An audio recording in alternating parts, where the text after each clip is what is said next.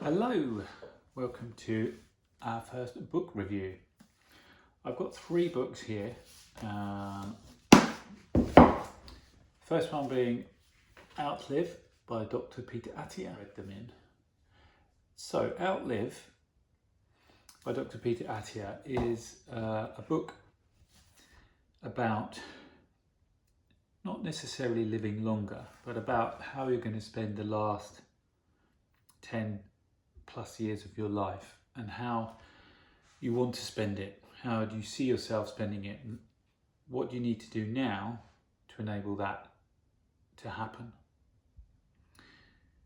So it can be quite a frightening book about death, because it looks at the ways we're likely to die, as we're all going to die, whether it's dementia, cancer, heart problems, etc.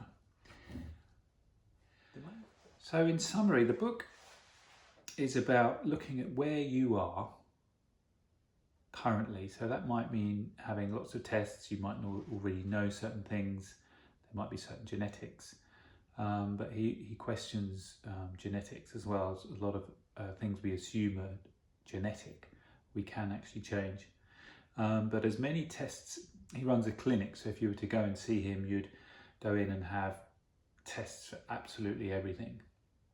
Scans, tests, calcium scans, cholesterol, uric acid, lots of protein scans, DEXA scans, biopsies, colonoscopies, as many scans as you can think of, all the bloods, to get a baseline and then to see if there's any problems or potential problems. It's about a risk kind of analysis to see what chances there are of you developing one of the 4 main killers, and then seeing if you can do anything about it. So some of the chapters, headlines, which might give you a bit more of an idea about how the book is put together. He looks at how we've evolved as humans and how medicine has evolved, and he likes to look at it as medicine 2.0 where we are now, but moving towards medicine 3.0. So at the moment it's all about treating disease, problems, fixing things. A lot of the time when it's a bit too late, a lot of the time we have these tests and measures and go, oh no, you're okay, you're within range, don't worry about it now, let's retest you in 10 years, by which time you may have gone into the problem zone, and then they start to treat it with drugs. So this is about spotting things much earlier and doing something, being proactive. He's a big fan of exercise.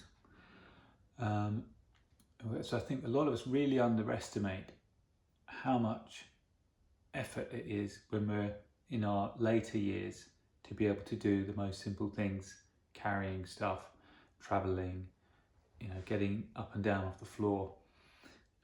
He really pushes a multitude of exercise, so like a decathlon, to be not just focusing on running, for example, or just swimming. He encourages as wide variety as possible of exercise, and he's a real fan of strength training. He obviously looks at food and what food is best for you, and this is what kind of led us into the Zoe science and nutrition that we've spent a lot of time with and are still working with, and we've YouTubed and blogged about. He's also a big fan of sleep, and near the end of the book he comes back around to his emotional health and his own personal story, which he relates to throughout the book, about his emotional health and how much he ignored that or wasn't aware of it, and how much that was actually impacting all his relationships and his physical health. And so he kind of finishes on that note, and the risks of ignoring the emotional health. So maybe that's quite a short summary. I've highlighted a few things here with my tabs on fructose, VO2 max, which I look at in my Garmin video. He's a big fan of as a measure of fitness and metabolism. There's cholesterol, there's lots of things. It's a big read, it's a big book. There's lots of stories and examples of people's health and kind of light bulb moments for him as he moved throughout his practice and his career. So, big book, it's a brilliant read. Well worth it if you've got the time. Outlive by Dr. Peter Attia.